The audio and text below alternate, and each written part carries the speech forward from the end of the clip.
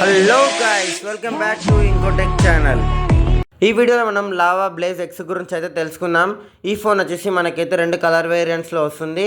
ఒకటి వచ్చేసి star light purple, ఇంకోటి టైటానియం గ్రే. ఈ ఫోన్ అయితే మనకి IP53 రేటింగ్తో వస్తుంది. ఇంకా ఈ ఫోన్ ఒక డిస్ప్లే గురించి మనం మాట్లాడుకున్నట్టయితే డిస్ప్లే వచ్చేసి 6.67 full HD plus curved AMOLED display ఉంటుంది.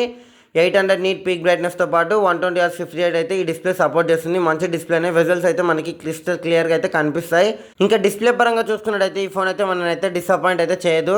ఇంకా నెక్స్ట్ మనం ఈ ఫోన్ యొక్క కెమెరా పర్ఫార్మెన్స్ గురించి మాట్లాడుకున్నట్టయితే 64 MP సోనీ సెన్సార్ ఉంటుంది, 2 MP మైక్రో కెమెరా ఉంటుంది. దాంతో పాటుగానే 16 MP సెల్ఫీ కెమెరాను కూడా వీళ్ళైతే ప్రొవైడ్ చేస్తున్నారు. కెమెరా పర్ఫార్మెన్స్లో కూడా మనమైతే కాంప్రమైజ్ అవ్వాల్సిన అవసరం అయితే లేదు. ఈ బడ్జెట్లో మనకైతే ఇదైతే బెస్ట్ కెమెరా పిక్స్ అయితే తీస్తుంది. ఎందుకంటే 64 MP వీళ్ళైతే సోనీ కెమెరాను వాడుతున్నారు కాబట్టి.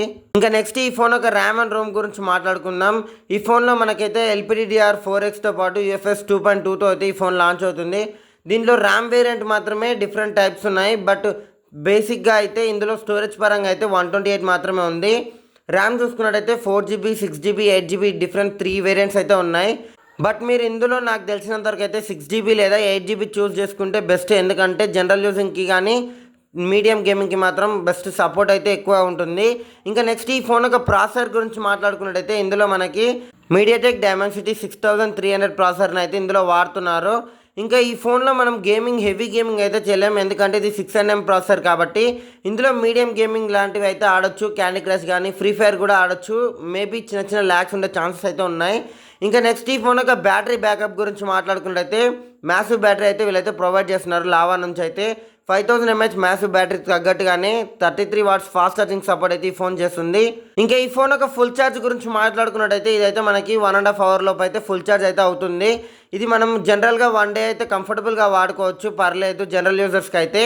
ఇంకా నెక్స్ట్ ఈ ఫోన్ యొక్క బ్యాటరీ బ్యాకప్ తర్వాత ఈ ఫోన్ యొక్క సౌండ్ సిస్టమ్ గురించి మాట్లాడుకుందాం. ఇందులో సింగిల్ స్పీకర్ ఉంటుంది, బట్ మనకు సౌండ్ పరంగా మాత్రం ఎలాంటి డిసప్పాయింట్ అయితే ఉండదు. సౌండ్ పరంగా మాత్రం మనం గుడ్ క్వాలిటీ సౌండ్ అయితే ఎంజాయ్ చేయొచ్చు ఈ ఫోన్ పరంగా. ఇంకా నెక్స్ట్ ఈ ఫోన్ యొక్క సెక్యూరిటీ అప్డేట్స్ కానీ హ్యాండ్హెల్డ్ అప్డేట్స్ గురించి మాట్లాడుకున్నట్టయితే 2+1 అయితే వీళ్ళైతే లావా బ్లేజ్ నుంచి అయితే ప్రొవైడ్ చేస్తున్నారు.